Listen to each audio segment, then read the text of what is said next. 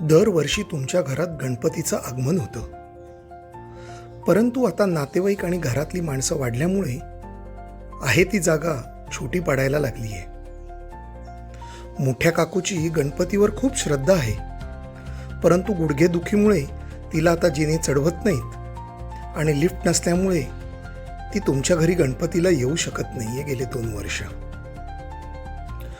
दरवर्षी पावसाळ्यात गणपती आणताना त्रास होतो, त्यामुळे तुमच्या मुलाला नवीन गाडी घेऊन त्यातून गणपती आणायचा आहे.